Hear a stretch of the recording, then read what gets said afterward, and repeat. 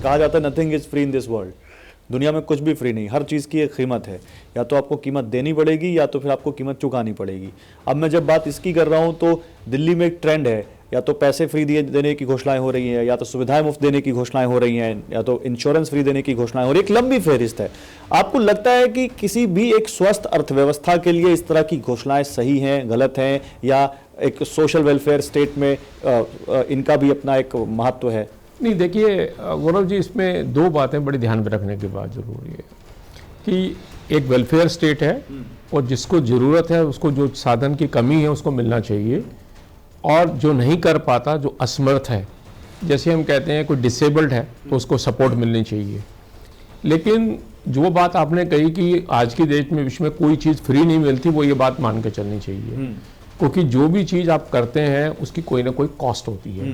तो ये क्या होता है कि एक राजनीति में एक ट्रेंड बन जाता है, स्टाइल बन जाता है कि भाई घोषणाएं करनी पड़ेंगी, चुनाव के समय पे वोटर को लुभाना पड़ेगा और उसके लिए अनाउंसमेंट करनी पड़ेगी, और ओवर ए पीरियड क्योंकि उसके बेसिस पे कुछ सक्सेस नज़र आने लगती है तो नेचुरली एक पॉलिटिकल पार्टी में कंपटीशन शुरू हो जाता है आपस में कि वो एक से एक बढ़ के आगे घोषणाएं करती हैं। तो उसी का ये एक मुझे लगता है कि इंडिकेशन नज़र आ रही है कि हम उस एक ऐसी स्टेज पर आ रहे हैं कि जो कंपटीशन इसमें बहुत, मैं कहूँगा कहीं इकॉनमी जितना एक्सपेक्ट करती है उससे बाहर निकल के जा रहा है।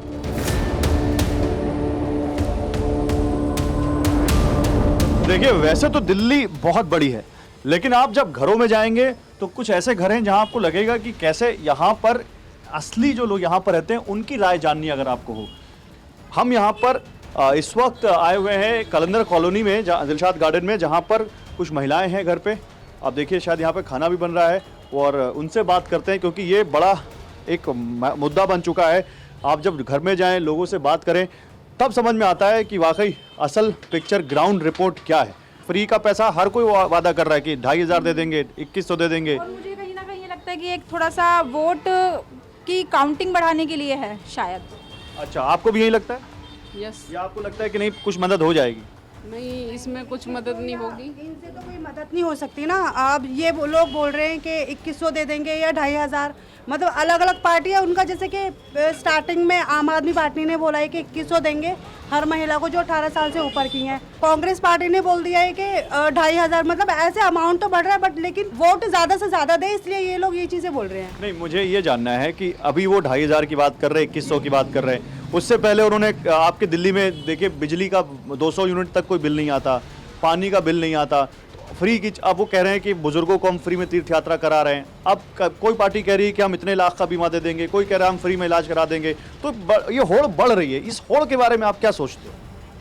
होड़ बढ़ रही है तो वही है, लोग अगर उसको मिलेगा तो मुझे भी मिलना चाहिए, और अच्छा है मिल जाएगा, तो ये चीज़ सब में ही है। नहीं, कई लोग इसका विरोध करते हैं कि दिल्ली में एक सेक्शन को सब कुछ दिया जा रहा है, मिडिल क्लास को इग्नोर किया जा रहा है। आप मानते हैं इस बात को? यस, मानते हैं। ये पैसे देने की बजाय कुछ रोजगार दिए जाएं तो और अच्छा रहेगा, समाज के लिए अच्छी रहेगी। ये पैसे देने से ये नहीं रोजगार मिल रहे हैं, ये तो खत्म ही हो रहा है, रोजगार है ही नहीं। कुछ टाइम पहले तो था कि बसों में फ्री, अभी भी है, महिलाओं के लिए फ्री बस है। हाँ, है, लेकिन वो एक जो रिस्पेक्ट होती है ना, सेल्फ रिस्पेक्ट, वो थोड़ी सी कहते हैं अरे फ्री में ही तो है। लेडीज की सीट पे पहले जेंट्स बैठते नहीं थे, अब बैठ जाते हैं तो उठते भी फ्री नहीं में तो बोल देते फ्री में तो है। क्या कहते हैं उसको, लेडीज है फ्री में, तो हम तो जेंट्स हैं, पैसे दे के बैठे तो हम क्यों उठे? वो लोग बोल देते हैं, ऐसा बोल देते हैं। हाँ बोलते हैं हमारे साथ। अब क्वेश्चन ये है कि क्या ये लॉन्ग लास्टिंग कंजम्पशन है? आप कितना दिन फ्री भी बांट पाएंगे? 1 साल, 2 साल, 3 साल, 4 साल, 5 साल? उससे क्या निगेटिव इम्पैक्ट हुआ? ये एक सस्टेनेबल मॉडल ही नहीं है। कहीं ना कहीं ये जाके स्टॉप होगा। पहली चीज आप मान के चले कि डाउन द लाइन 3 इयर्स या 2 साल, 3 साल, 4 साल तो सरकार को लगता है यार मेरा डेफिसिट बढ़ रहा है, मुझे रोक देना चाहिए। बहुत जगह ये हुआ है। आप देखिए कुछ स्टेट में, मैं नाम नहीं लूंगा, वो पॉलिटिकल हो जाएगा, कुछ स्टेट में जो कमिटमेंट थी वो की नहीं गई क्योंकि सरकार ने कहा हमारे पास पैसा ही नहीं। यानी कि ये प्रॉब्लम तो रहेगी, आज नहीं आएगी, कल आएगी। अब इसका इम्पैक्ट क्या होगा? पहली चीज, आपने तो कंजम्पशन बढ़ा दिया, इससे इन्फ्लेशन तुरंत हिट होगा। क्यों? अगर कंजम्पशन बढ़ा, हमने उसका डिप्लॉयमेंट नहीं कर पाया, हम उसकी पूर्ति नहीं कर पाते, तब भी इन्फ्लेशन हिट होगा। दूसरी प्रॉब्लम, महंगाई बढ़ेगी। जैसे एक स्कूल चल रहा है, स्कूल के अंदर 100 टीचर काम करते हैं, 1000 स्टूडेंट है अगर मैं मान के चलता हूँ, और उस टीचर के अंदर सैलरी और इंफ्रास्ट्रक्चर का खर्चा होता है, तो अल्टीमेटली स्कूल को सेल्फ सस्टेनेबल मॉडल में चलना पड़ेगा। अब टीचर की सैलरी को आपकी आज की डेट में जो उनके वेजेस फिक्स हैं उसके हिसाब से देने पड़ेंगे। जो इलेक्ट्रिसिटी का बिल है, पानी का बिल है, जो सब है वो आपको देने पड़ेंगे, तो वो कलेक्शन तो आपको चाहिएगी। अगर आप सभी के लिए एजुकेशन में ज़रूरी है, एजुकेशन होनी चाहिए, राइट टू एजुकेशन है, मिलनी चाहिए, लेकिन उसमें एक बैलेंस स्ट्रक करना पड़ेगा कि जो बच्चे हैं उसमें कंट्रीब्यूट कर सकते हैं और जो पे कर सकते हैं उनको कंट्रीब्यूट करना पड़ेगा, तभी वो स्कूल के साधन बनेंगे।